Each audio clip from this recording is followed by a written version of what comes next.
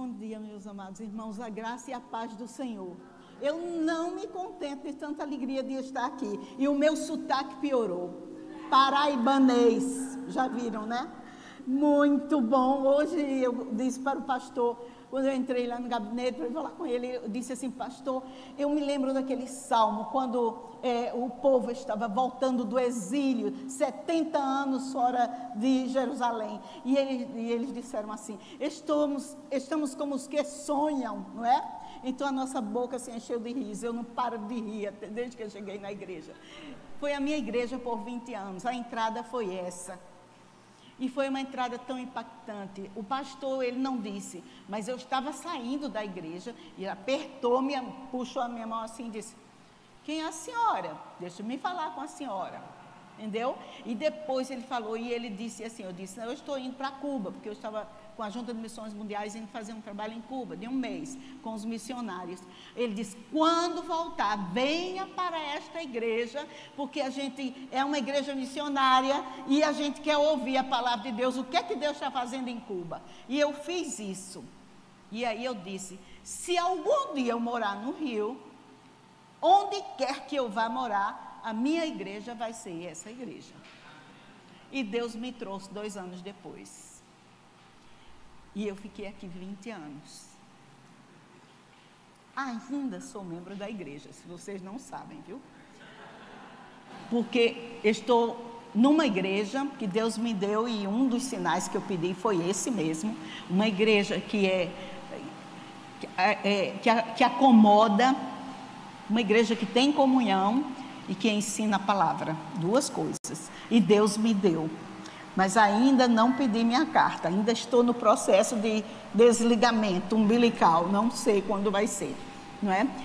Queridos, que coisa maravilhosa está aqui, que coisa maravilhosa está nesse dia, é que Deus fez assim. Por quê? Porque hoje tem um casal comemorando bodas de coral. Quer dizer, comemorar nesses dias. Não sei se vocês sabem. Bodas de coral. Dia 4/7, 35 anos de casados. Pastor e Simone. Nós vamos convidá-los para vir aqui. Isso tudo foi de surpresa. Cheguei hoje da igreja, sabe assim, então podem vir aqui. Eu sei que já passou, mas para a igreja não passou ainda. E a gente casou quando tinha 2 anos. É um casal maravilhoso. Minha família me adotaram como missionária. E quando eu fui para a Romênia, depois quando eu vim trabalhar como coordenadora e tive que ficar no Rio, e depois todo o tempo como diretora do CIEM, me adotaram. A igreja me adotou. Vocês me adotaram. Os amo muito. Louvado seja Deus. E o irmão Pedro e a irmã Carol vão vir aqui à frente para expressar de uma maneira muito especial o amor da igreja por vocês.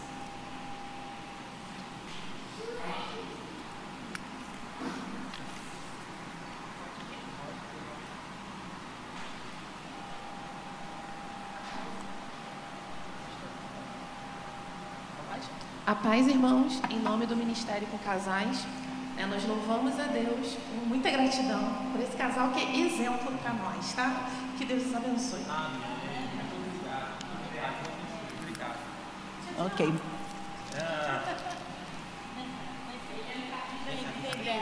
Ok, vamos. Ok, vamos orar agradecendo a Deus pela vida do pastor, um pastor que cuida das ovelhas. E isso, eu que vivo em tantos lugares, isso é tão carente em tantos lugares onde não existe isso. Vocês são ovelhas nós somos ovelhas que somos alimentadas, porque durante todo o Covid eu participei dos cultos aqui, mesmo que vocês não me viam, eu estava participando. Louvado seja o teu santo e excelso nome, amém, Senhor Deus, pelo teu amor, pela tua graça, pela tua misericórdia para conosco. Amém. Tu tens nos alegrado neste dia lindo, Senhor, provendo para nós e nos dando a oportunidade de estarmos na tua casa para te adorar, para te louvar, para dizer que te amamos, para dizer que queremos te seguir, para dizer que queremos te servir, Senhor, a cada dia do nosso viver, para dizer, ó Deus, que nós queremos que o Senhor nos ensine como viver uma vida, ó Deus, que é abençoada e que abençoa outros, uma vida de paz, uma vida de obediência e uma vida, ó Deus, que testemunha para os outros do teu grande amor. Amém.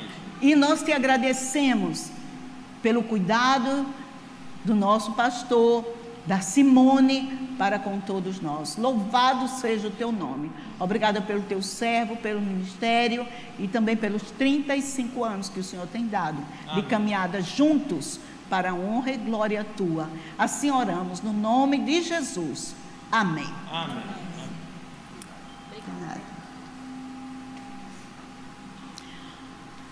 Nós vamos abrir as nossas Bíblias em 2 Coríntios, capítulo 5, e vamos ler os versículos de 11 até o 21, são 10 versículos.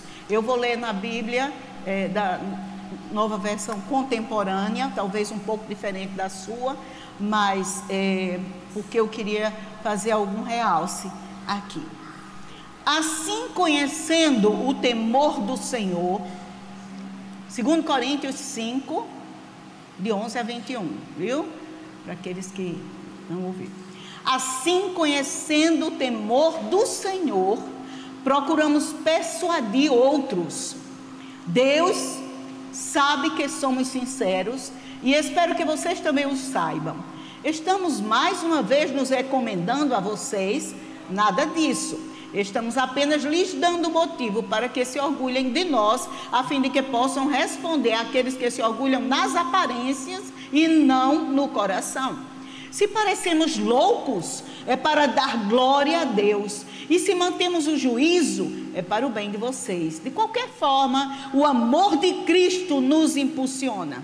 Porque cremos que Ele morreu por todos. Também cremos que todos morreram. Ele morreu por todos, para que os que recebem sua nova vida não vivam mais para si mesmos, mas para Cristo, que morreu e ressuscitou por eles. Portanto, não avaliamos mais ninguém do ponto de vista humano. Em outros tempos, pensávamos em Cristo apenas do ponto de vista humano, mas agora o conhecemos de modo bem diferente. Logo, todo aquele que está em Cristo, uma nova criatura que diz, se tornou uma nova criação. A vida velha acabou e uma nova vida teve início. E tudo isso vem de Deus, aquele que nos trouxe de volta para si por meio de Cristo e nos encarregou de reconciliar outros com Ele. Pois em Cristo, Deus estava reconciliando consigo o mundo, não levando mais em conta os pecados das pessoas. E Ele nos deu esta mensagem maravilhosa de reconciliação. Agora, portanto, somos embaixadores de Cristo. Deus faz o seu apelo por nosso intermédio. Falamos em nome de Cristo quando dizemos, reconciliem-se com Deus. Pois Deus fez de Cristo, aquele que nunca pecou, a oferta por nosso pecado, para que por meio dele fôssemos declarados justos diante de Deus. Esta é a palavra do Senhor. Amém? Este texto é riquíssimo e tem muitas mensagens que a gente poderia falar. Mas hoje eu quero realçar uma coisa que tem sido assim muito constante. O pastor falou da nossa irmã que fez psicologia, como estamos agora com tantas situações de ansiedade, muitas coisas que aconteceram depois do Covid.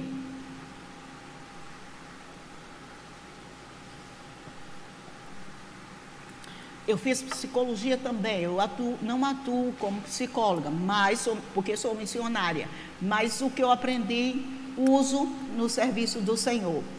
E tenho sido procurada para aconselhamento cristão, muito mesmo, eu quero dizer. E tenho ouvido muitas dores E uma das coisas que tem me chamado a atenção é que esse tempo em casa realçou muitas coisas que, quando a gente vivia fora de casa e chegava apenas para comer e dormir, não era tão realçado. Então, muitas vezes, uma discórdia que era pequena ficou grande, não é? Um problema que quase não existia começou a existir por causa do atritos, por causa da vivência. Um espaço pequeno e todo mundo queria um espacinho maior para viver. Era isso mesmo, e a gente não podia, né?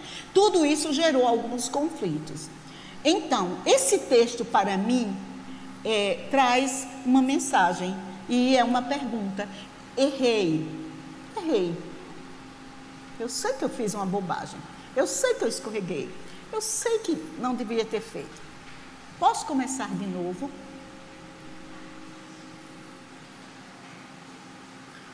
E nós vamos ver, esse texto fala disso. Quando Paulo escreve a esta igreja, é uma igreja cosmopolita, é uma igreja que recebe pessoas de muitos lugares, e os conflitos foram grandes. Quando a gente lê 1 Coríntios, 2 Coríntios, a gente sabe. Houve conflito, discordância, é assim que faz, é assim, não, fulano faz, eu não faço, eu sou de fulano, eu sou de cicrano. Foi uma confusão muito grande. Teve muitos conflitos na igreja.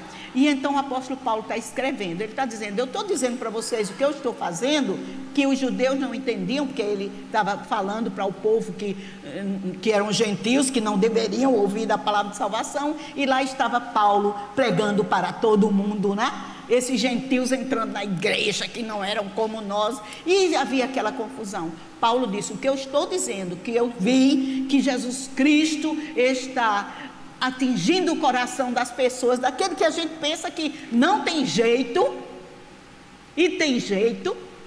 Ele está dizendo, eu estou dizendo, não é para me orgulhar que eu estou fazendo uma grande obra. Muitas vezes, eu sei que essa igreja é uma igreja missionária, recebe muitos missionários, e os missionários ficam contando as coisas, né? As coisas é para a gente glorificar a Deus. Olha o que Deus fez.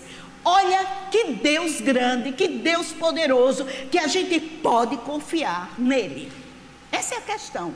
Podemos confiar em Deus. Está balançando, a nossa fé está meio assim, tem uma situação que a gente está assim dizendo, como Deus pode me ajudar? Ele ajuda. Então, o que Paulo estava querendo era que todos se firmassem nessa verdade, do poder de Deus, do resgate de Deus, da reconciliação de Deus com ele, para que ele pudesse nos usar, trabalhar em nossa vida e através da nossa vida. Esse é o contexto da carta que Paulo escreve, não é? E aqui, especialmente, ele fala do que Deus fez em nós, por nós, e o que ele continua fazendo para que nós cumpramos a missão. E ele usa aqui a palavra que é de embaixador. Olhe, um embaixador, a gente saber quem é o embaixador num país fora do Brasil, quando a gente está fora do Brasil, é muito bom. É uma das primeiras coisas que eu fiz viajando, foi procurar saber onde era a embaixada do Brasil naquele país, se tinha, quem era, e saber quem era o embaixador. Porque em qualquer situação que tivesse de perigo, de conflito, é o lugar que a gente corre. É para a embaixada. E o embaixador, ele tem o propósito de nos acolher, e ele tem a obrigação, o dever de nos acolher e colocar a gente dentro da embaixada, em qualquer situação. Vejam. Isso é o mundo lá fora. Nós somos do reino de Deus. Então, Deus nos comissionou para sermos embaixadores. Onde? Neste mundo. Por isso que o nosso campo missionário é Jerusalém, Judeia, Samaria e os confins da terra. É dentro de casa, começa dentro de casa. Embaixador dentro de casa não é moleza. Eu sei porque eu tenho familiares que não são crentes. Não, é uma coisa muito séria. A gente o tempo todo está falando como um embaixador. Claro, não é? Tem que falar a verdade, mas a verdade em amor. É muito difícil. É disso que estamos falando aqui. Mas se a gente erra, que é que acontece? Posso recomeçar? Essa é uma das questões fundamentais. Fiz uma besteira, não sei se vai ter jeito.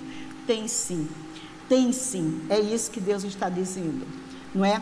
Algum tempo, e para que a gente fale, dê essa resposta, errei, posso começar de novo, do que a Bíblia fala. Algum tempo passado, os jornais noticiaram que no Afeganistão, nós oramos por ele hoje, 2 eleitores tiveram os seus dedos marcados com tinta, cortados em Kandahar, na cidade. Isso aconteceu no dia das eleições, durante a tarde, declarou a agência de notícia France Press, o presidente da FEFA, Nader Nademi. Não sabemos quem é o responsável, mas sabemos que os talibãs tinham ameaçado fazer isso, se alguém votasse em alguém que não era daqueles que ele queria. Os talibãs fizeram isso. O certo e o errado. Porque a gente só erra depois de saber o que é certo e o que é errado. Se a gente não tem consciência do que é errado ou do que é certo, a gente não tem essa medida para dizer eu fiz errado, eu fiz certo. Tem que ter primeiro o certo e o errado dentro de nós, para então a gente distinguir, fiz certo, fiz errado, não é? Senão a gente não tem consciência disso. Nos Estados Unidos, veja bem o certo e o errado de países. Nos Estados Unidos, um policial, Daniel Sub, há algum tempo passado, de 30 anos, num condado aí, foi demitido por ter emprestado um rifle AR-15 para que uma garçonete pousasse para uma foto sentada sobre uma viatura. E ele não deveria emprestar a arma, que era proibido. Então, ele foi demitido. Certo e errado. Ele fez errado. E olha a punição. No Brasil, anos passados, um presidente do Senado, faz anos, disse na televisão que não se sentia culpado por nenhuma das acusações das quais foi absolvido no Conselho de Ética da Casa. Disseram que ele tinha feito errado. Ele disse, não fiz nada de errado. Todas as sociedades têm um sentido de ordem moral para que a gente possa sobreviver. Agora, sem a diferenciação do bem e do mal, do certo e do errado, os relacionamentos nossos são impossíveis. Impossíveis. E muitos dos conflitos começam assim. Uma pessoa faz uma coisa, especialmente um de nós, que ainda não foi determinado, isso não deve fazer. É coisa nova, não é? Nunca fez. Fez. E o outro fica zangadíssimo, chateadíssimo, não é? Por que você fez isso? E o outro olha assim e diz assim, o que foi que eu fiz?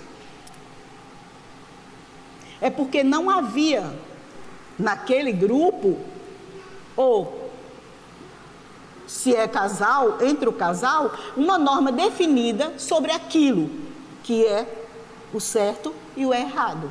Isso acontece sempre, não é? Precisamos ter essas normas definidas, não é? Então, por essa razão, cada sociedade, cada família elabora seus conceitos sobre a existência do mal, do errado, da injustiça e da falsidade. Errei. Posso recomeçar de novo? Então, eu acredito que aqui pelo menos 2 pessoas, eu e mais alguém, já fez essa pergunta. Domingo passado de manhã, a minha igreja se reúne à tarde. Domingo passado de manhã, quando eu estava fazendo meu devocional, minha leitura bíblica, Deus imediatamente disse, ontem você disse algo que você não deveria dizer, para uma outra professora, amiga minha. Tínhamos uma reunião lá, e eu disse alguma coisa. Nem me passou pela cabeça. Aí a palavra me disse.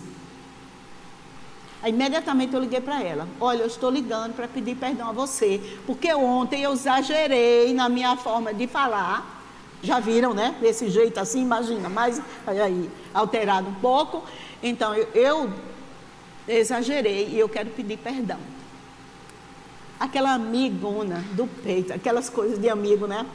Aquela amiga olhou, disse para mim no telefone: querida, eu fiquei rindo depois, vendo a sua veemência em você ficar com o seu ponto de vista e eu com o meu ponto de vista. Nós duas tínhamos pontos de vista diferentes. Louvado seja Deus, que essa é uma compreensão. Mas eu fui instruída pelo Espírito de Deus a voltar e pedir perdão. Louvado seja Deus que eu fiz isso, senão eu ia ficar pensando, o que é que ela está pensando? E agora, da próxima vez que eu me encontrar com ela, como é que vai ser, tal e tal? Mas eu fiz o que o Espírito Santo disse e logo resolvemos, brincamos, conversamos e até tentamos resolver algumas das questões que nós concordamos, né? Então, precisamos então saber o que é erro. Rapidamente, nos minutos, 5 minutos, né? Me parece que eu tenho ainda. Eu vou fazer 3 perguntas e responder rapidamente. Quem determina o que é errado e o que é certo? E por que depois de saber a gente ainda erra? Outra pergunta. E o que fazer para corrigir o erro? 3 perguntas. Quem determina o que é errado e o certo na nossa vida? Por que erramos? Ainda sabendo. E o que fazer para corrigir o erro? Rapidamente. O texto diz, e outros textos da Bíblia diz. Erro, pelo dicionário, quer dizer juízo falso, desacerto, engano, desvio do bom caminho, não é? Então, em todas as áreas do conhecimento humano, tem esse padrão. Alguma coisa é certa, na fisioterapia, tem um movimento que você faz em algum lugar que, se você fizer, você vai prejudicar a pessoa e não ajudar, não é? Por isso que faz. Na engenharia, não é? Tem o que é certo e o que é errado. Tem 7 prédios ao redor da minha casa sendo construídos de uma vez só. E eu fico olhando a construção. Aqueles ferros que colocam, eu fiquei pensando, não é tão fino para segurar um andar, agora segurar um lugar, bota um prego, bota não sei o que. Estou aprendendo, viu? Olhando lá. Então, tem coisas certas, coisas erradas. Para limpar a casa, para fazer a comida, não é? Todas as coisas. Tem o certo e tem o errado. Está inato em nós, como seres humanos, essa questão de certo e errado, não é? Agora, nós cremos que o erro, conforme a Bíblia diz, palavra revelada, é bem claro, descrito em Gênesis 3, nós não vamos ler, mas é quando fala sobre a primeira vez que o homem desobedeceu a Deus. Então, erro para nós, em nossa vida cristã, como cidadãos do reino, é desobedecer a Deus, é não seguir os propósitos dele. Agora, claro que não são todos os erros de que estamos falando. Agora, já estamos falando mais da vida espiritual, porque muitas vezes eu já errei muito na forma de comer, contaria muitas experiências aqui, não é? Sem saber como comer, fazendo uma gafe aqui e ali, como cumprimentar pessoas, não é? Cumprimentar pessoas parece ser uma coisa tão simples. Não é tão simples quando você sai do seu habitat do Brasil, não é? Dar um abraço num americano que você nunca viu, isso é um absurdo, é demais, você não faz isso. E é do brasileiro próprio, né? Então, coisas assim. Então, tem essas leis que não são pecado, mas elas não geram uma conciliação, não geram amizade, não é? Elas afastam ao invés de atrair a pessoa. Essas não, mas eu estou falando aqui na igreja das coisas que a gente se incomoda quando a gente estuda a palavra de Deus, quando o Espírito Santo fala conosco, quando a gente ouve uma mensagem, dessas coisas, não é? Então, é desobedecer a Deus, e a Bíblia chama dessa desobediência pecado. É sobre isso que está falando o texto aqui, que Jesus Cristo nos livrou disso, Ele já pagou para nós. Mas por que a gente ainda erra, não é? E Jesus aprofundou a compreensão dos mandamentos de Deus no texto que a gente conhece de Mateus de 5 a 8, não é? E ele fala, primeiro ele fala do que é um homem feliz, depois ele fala das áreas provocativas e passíveis de erro: matar, adulterar, jurar, vingar-se, amar, orgulhar-se, enriquecer-se como a coisa principal da vida, servir a pessoa errada, servir a dois senhores, angustiar-se pelo que é que eu vou comer amanhã, como é que eu vou conseguir isso, julgar, ouvir e não praticar. Tudo isso é passível de erro na palavra de Deus. Esse é exatamente o padrão que Deus está estabelecendo. São os critérios, a balança, o peso, os pesos na balança de Deus, não é? Além disso, nós temos o Espírito Santo que Deus colocou em nós como árbitro, que ele apita em nós. Como eu disse, domingo passado, de manhã, mais ou menos a esta hora, eu estava conversando com a amiga que o Espírito de Deus havia falado comigo que eu havia errado, não é? Quem determina o que está errado? Tem muitos textos bíblicos sobre isso. O tempo, então, me deixa correndo com relação a isso. Salmo 19, 2, quem há que possa discernir as próprias faltas? Tem faltas que a gente nem percebe que a gente está errando, né?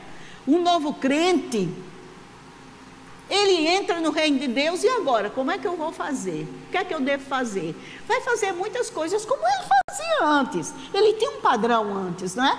Todo mundo antes da conversão tem um padrão de vida, um padrão de julgar as coisas, tudo isso. Então, a igreja precisa, então, acomodar essa realidade para ajudar aquele novo crente a ele entender essas novas medidas da balança. E é dia a dia, isso é o discipulado, não é? Se chama discipulado. Então, quem determina o que está errado? Paulo, então, escreveu cartas às igrejas, e muitas cartas, Paulo dizendo que Deus determina o que está certo e errado. As obras da carne, como o pastor disse, eliminou, né? Que vai acontecer ali é diferente. As obras da carne, o fruto do Espírito, o que é bom e o que é errado. A medida do certo e a medida do errado. Está lá na Bíblia. Tantos outros textos. Romanos 8, 1 Coríntios, 5 a 11, Gálatas 5, 19 a 21. Tiago 4,17, aquele que sabe e que deve fazer o bem não faz, nisso está pecando. 1 João 5,17, toda injustiça é pecado, e há pecado que não é para a morte. É Deus quem julga todas as ações dos homens sobre a face da terra. E aí nós temos Deus dizendo, quem determina o que é certo e o que é errado? Para o crente é Deus, através da sua palavra. Por que erramos? 1 Coríntios 5, 19 diz: portanto, assim como por um homem só entrou o pecado no mundo, pelo pecado a morte também passou a todos os homens, porque todos pecaram. Temos esse elemento no nosso DNA, que ele não sai quando a gente aceita Jesus Cristo, é parte do nosso DNA. Mas ele não nos controla mais. Ele não tem mais a força controladora de nos fazer agir e pensar da forma antiga. Agora nós temos o Espírito de Deus controlando essa parte de nós que ainda é ativa até Jesus Cristo, a gente ir para Ele ou Ele voltar. Mas não tem mais esse controle, não é? E todo o tempo podemos pedir perdão. O que fazer então para corrigir o erro? Terceira coisa, tem vários outros versículos desse, porque erramos, mas eu espero que vocês entenderam com esse texto. E o que fazer para corrigir o erro? Deus mesmo providenciou a correção, e esse texto de 2 Coríntios, ele nos fala sobre isso. Mas em 1 João 1, versículos 8 e 9 diz: se dissermos que não temos pecado, que não temos nenhum erro, a nós mesmos nos enganamos. Então, Aqui eu pergunto, 1 ou 2? Não. Todos nós, pela palavra de Deus, não podemos dizer que não erramos. Todos nós estamos carentes da graça de Deus para perdoarmos. A verdade, se dissermos que não temos pecado, a verdade não está em nós. Mas se confessarmos nossos pecados, Ele é fiel e justo para nos perdoar os pecados e nos purificar. Tem uma coisa muito interessante. O tempo todo a Bíblia está falando, purificar de toda injustiça. A gente pensa que injustiça é fazer o mal para o outro. Mas injustiça também é não deixar que Deus faça justiça em nós e na vida dos outros. A justiça de Deus é obra de Deus. A justiça de Deus é obra de Deus. Por isso que o último versículo que eu li de 2 Coríntios 21, estou terminando mesmo, pois Deus fez de Cristo aquele que nunca pecou, só Ele nunca pecou, a oferta por nosso pecado, para que por meio dele fôssemos declarados justos diante de Deus. Essa questão de justiça é muito importante, mas não é a justiça como a justiça dos homens. A justiça de Deus é a ação de Deus, tornando-nos mais semelhantes a Ele. E então, errei, posso começar de novo? A Bíblia diz lá em Jó 12,16, seu, de Deus, é o que erra e o que faz errar. São todos de Deus e carecem disso. Pode começar. E em João 8, 10 e 11, Jesus Cristo nos diz como podemos começar. Errei, posso começar de novo? Erguendo-se Jesus e não vendo mais ninguém além daquela mulher, uma mulher adúltera que havia sido levada para ser apedrejada, e todo mundo estava acusando. Ela foi pega no ato, ela deve morrer, porque essa era a lei, era o padrão antigo. Aí Jesus coloca um novo peso na balança.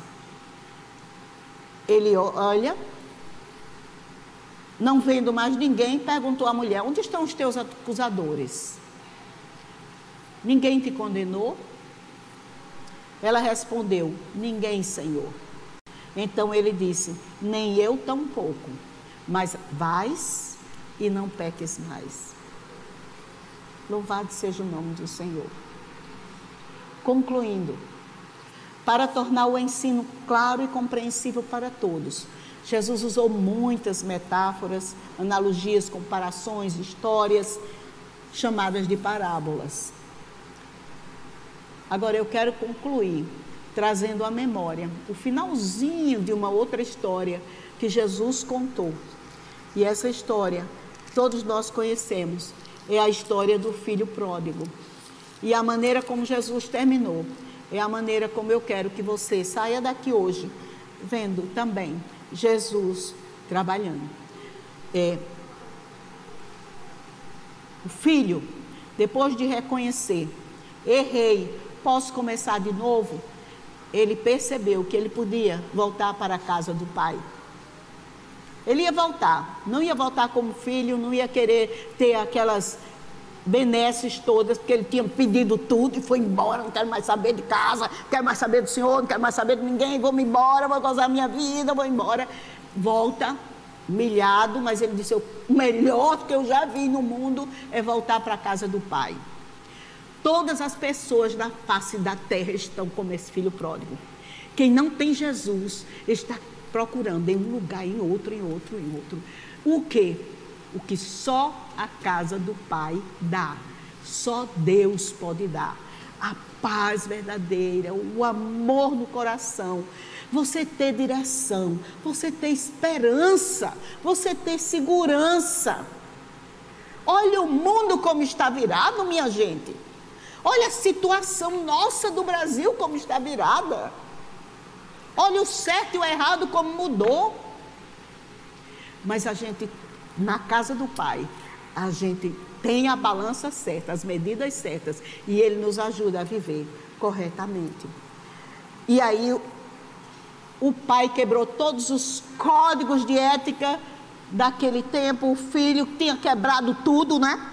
Todos os códigos de ética, não merecia nada, rompeu com tudo. E quando começou a sentir na pele as consequências de suas decisões e ações, chegou a essa mesma pergunta: errei, posso começar de novo? E aí ele voltou para casa. Lucas 15, 20 a 24. E eu termino com esse texto bíblico. Agora eu quero que quando eu estiver lendo esse texto bíblico, se na sua mente chegou alguma coisa que você diz, errei, o Espírito de Deus está dizendo que eu errei. Posso recomeçar? A gente não pode voltar o tempo nosso, mas Deus não tem cronologia, Deus é eterno. Ele sim pode refazer. E eu queria que você acreditasse. Da mesma forma, temos acesso ao Pai. Então vá ao Pai, enquanto eu estiver lendo, vá ao Pai. Confesse para Ele.